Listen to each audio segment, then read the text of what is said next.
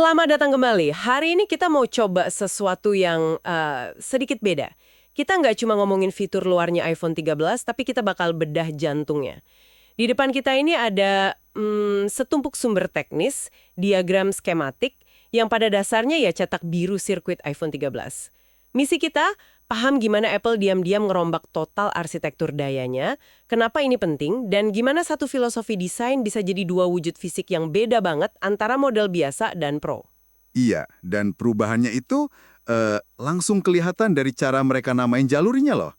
Di model lama, jalur utama dari baterai itu kan namanya PP-BATT-VC. Tapi di iPhone 13, namanya jadi PP-BATT-VC-BPIC. Nah, BPIC di sini itu hampir pasti nunjuk ke pemain baru, yaitu Boost Power IC. Jadi ini bukan sekedar ganti label, ini pernyataan kalau cara listrik ngalir di sini udah total berubah. Oke, kita mulai dari situ. IC baru, arsitektur baru. Di sumber-sumber ini disebut ada semacam 3 serangkai pengatur daya. Tunggu. Bukannya kalau dipikir-pikir ya, mecah tugas ketiga chip itu malah lebih boros tempat. Dan mungkin lebih nggak efisien dibanding punya satu PMIC super canggih yang ngerjain semuanya. Kenapa Apple milih jalan yang lebih rumit ya? Nah, itu pertanyaan bagus banget. Jawabannya ada di tuntutan efisiensi dan performa. Bayangin aja, satu PMIC itu kayak koki serba bisa di dapur yang super sibuk. Dia harus nanganin semuanya. Tapi di iPhone 13, dengan layar 120 Hz, modem 5G, chip A15 yang kuat, satu koki aja nggak bakal cukup. Jadi arsitektur terdistribusi ini, si 3 serangkai ini, itu bikin manajemen daya jadi lebih spesifik dan responsif. Oh, jadi ini soal spesialisasi. Siapa aja nih 3 spesialisnya? Betul sekali. Yang pertama itu si pendatang baru, U4200, Sang Boost Power IC. Tugasnya ya buat naikin voltase. Kedua, ada U4000, namanya Rubicon Charger IC. Ini evolusi dari IC Charger, tapi perannya sekarang jauh lebih gede. Nanti kita bahas. Dan ketiga, tentu aja U3100 atau PMIC utama. Dia tetap jantungnya, tapi sekarang bebannya nggak sendirian. Dia lebih kayak manajer umum yang terima daya yang udah diolah asistennya. Oke, konsep bagi tugasnya masuk akal. Sekarang bagian yang menurut saya paling fundamental itu, cara listrik dari baterai didistribusikan. Di sini perubahannya drastis banget.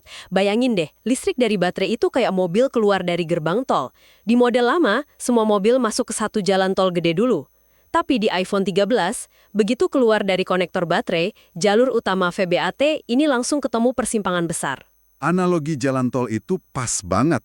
Persimpangan itu langsung membagi arusnya jadi 2 jalan tol utama. Cabang pertama itu langsung ke U4200, si Boost Power IC. Terus, di saat yang sama, cabang kedua langsung ke U4000, si Rubicon Charger IC. Ini perubahan filosofi kan? Daya nggak lagi ngalir berurutan, tapi langsung dibagi ke 2 prosesor daya utama dari awal. Kayak di restoran ya. Dulu semua pesanan makanan, minuman masuk ke satu koki. Sekarang pesanan minum langsung ke barista, makanan langsung ke koki. Jauh lebih efisien. Tepat. Tapi ada detail kecil yang krusial banget di sini.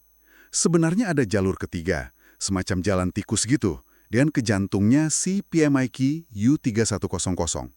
Cuma, jalur ini nggak bisa dilewatin sembarangan. Listriknya harus lewat komponen kecil namanya R3702, sebuah resistor. Tunggu, jadi resistor R3702 ini fungsinya kayak polisi tidur kecil gitu ya? Buat mastiin arus yang masuk ke PMIC yang super sensitif itu nggak terlalu kencang. Persis.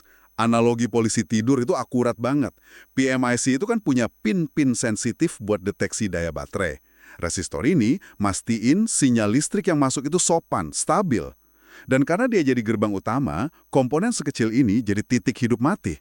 Kalau R3702 ini retak atau rusak, PMIC nggak bakal tahu kalau ada baterai. Ponselnya bakal mati total. Wow, komponen seharga beberapa perak bisa bikin kerusakan ratusan dolar. Oke, ini kan bukan cuma soal nyalurin listrik. Terus, gimana papan sirkuit ini ngobrol sama baterai? Buat tahu sisa daya, suhu, dan kesehatannya gimana? Nah, ini kita masuk ke bagian komunikasi yang juga dirombak total. Ada 2 jenis sinyal utama. Pertama itu sinyal digital ya pakai protokol I2C. Anggap aja ini bahasa digitalnya. Dia punya 2 jalur, SCL sama SDA. Sering dengar istilah itu. Bisa dijelasin simpelnya nggak bedanya SCL sama SDA? Tentu. Bayangin kita lagi teleponan. Sinyal SCL atau serial clock itu ibarat detak jantung percakapan. Ritmenya. Biar kita berdua ngomong dan dengar di kecepatan yang sama. Nah, kalau sinyal SDA atau serial data, itu kata-katanya, informasinya. Tanpa ritme SCL, kata-kata SDA jadi tumpang tindih kan? Oke, analogi yang sangat ngebantu. Biasanya yang jadi otak komunikasi sepintar ini kan CPU. Tapi di diagram ini kok kayaknya beda ya? Tepat sekali. Disinilah letak pergeseran tanggung jawab paling signifikan. Di arsitektur iPhone 13, yang jadi master atau pengendali komunikasi I2C ke baterai, itu bukan CPU A15. Tugas itu sepenuhnya diserahin ke U4000, si Rubicon Charger IC. Loh, kenapa tugas sepenting ini dialihkan dari CPU? Apa CPU A15 terlalu sibuk sampai urusan baterai diserahin ke IC lain? Itu salah satu alasannya. Ini soal efisiensi. CPU itu kan kuat banget, tapi juga boros daya. Untuk tugas spesifik dan terus-menerus, kayak mantau baterai, lebih efisien kalau diserahin ke chip khusus. Jadi U4000 ini lebih dari sekedar IC charger.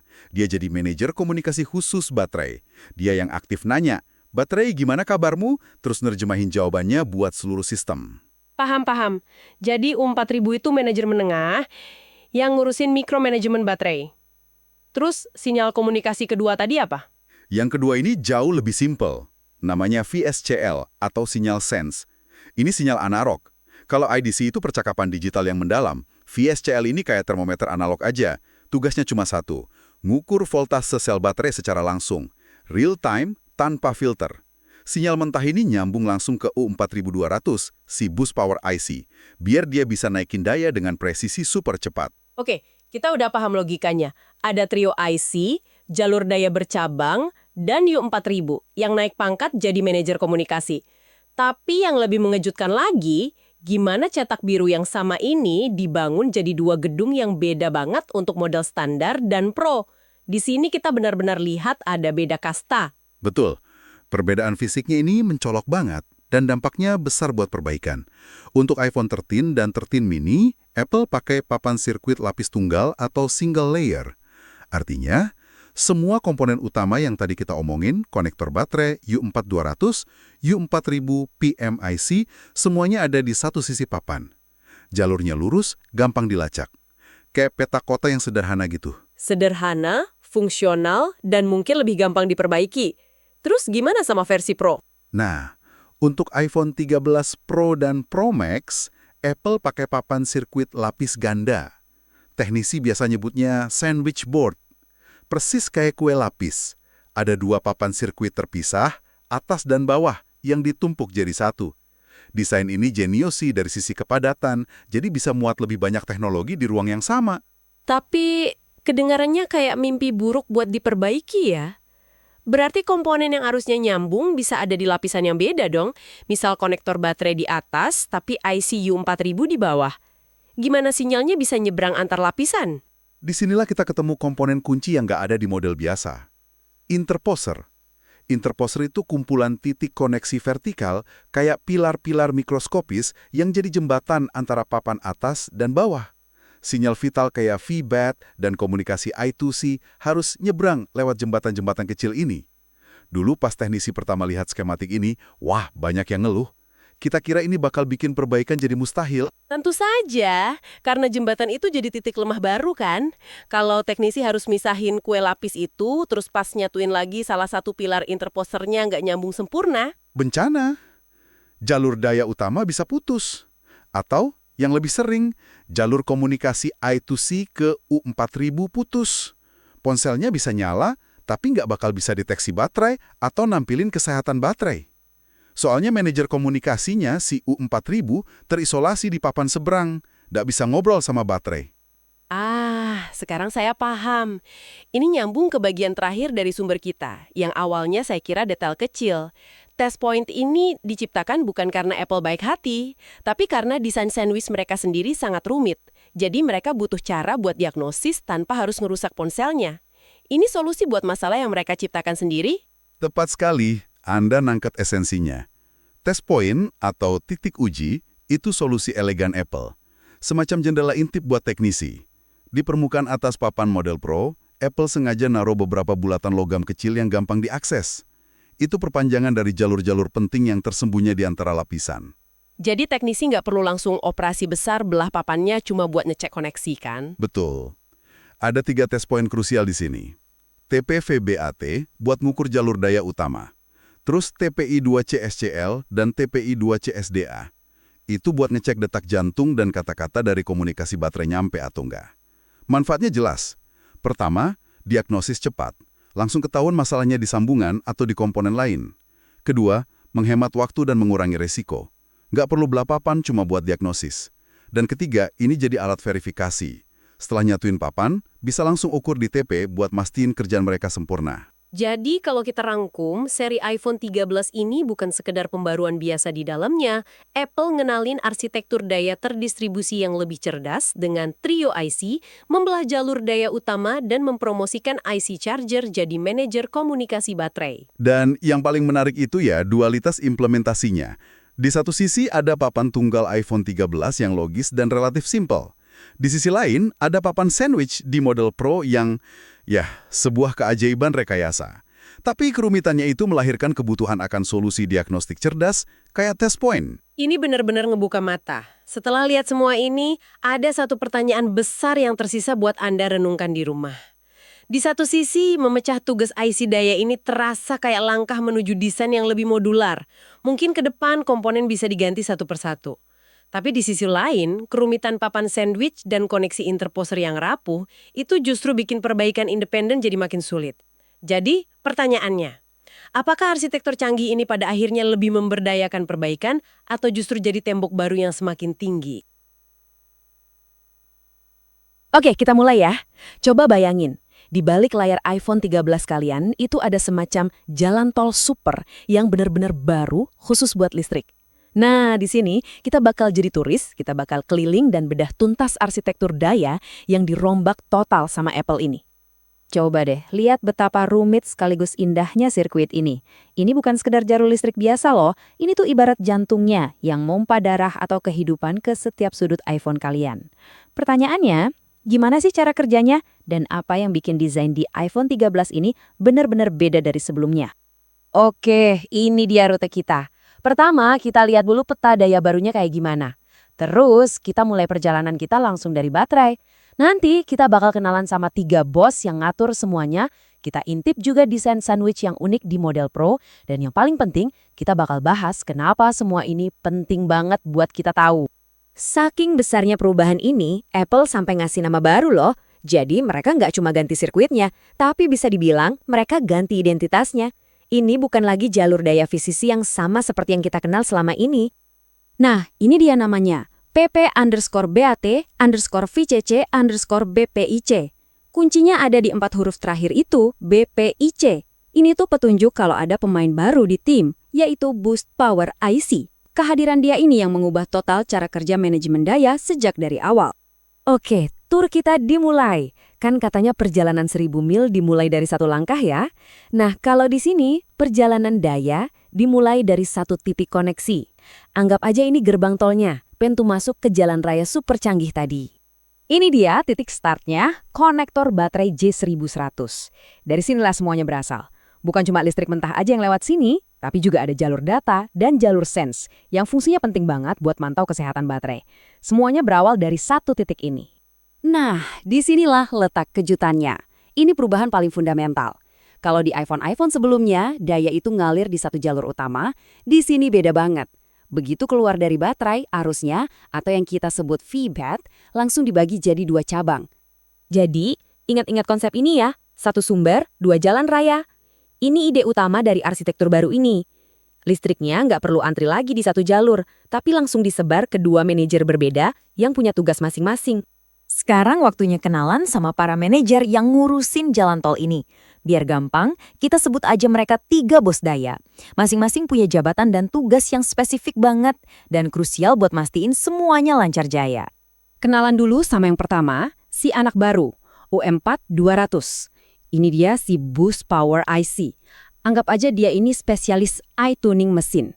Tugasnya cuma satu, ambil daya mentah dari baterai, terus di-boost atau ditingkatin sesuai kebutuhan. Ini pertama kalinya loh iPhone punya IC khusus buat kerjaan ini. Lanjut, ada U4000 alias Rubicon. Ini pemain lama, tugasnya ngontrol charging. Tapi di iPhone 13, dia kayak dapat promosi jabatan. Selain tetap ngurusin charging, sekarang dia juga jadi kepala divisi komunikasi yang ngobrol langsung sama baterai. Dan yang terakhir, ini dia jantungnya sistem, CPMIC utama, U3100. Dia ini bos besarnya yang bagi-bagi daya ke hampir semua komponen lain di HP. Tapi dia nggak mau terima daya mentah lagi. Dia maunya terima daya yang udah rapi, yang udah diolah sama dua manajer tadi. Nah, peran baru si U4000 tadi kelihatan jelas di sini. Jadi, dalam komunikasi I2C, itu ada yang namanya master, si pemberi perintah, dan slave, si penerima. Dulu, yang jadi master itu CPU. Sekarang, tugas itu diserahin ke U4000.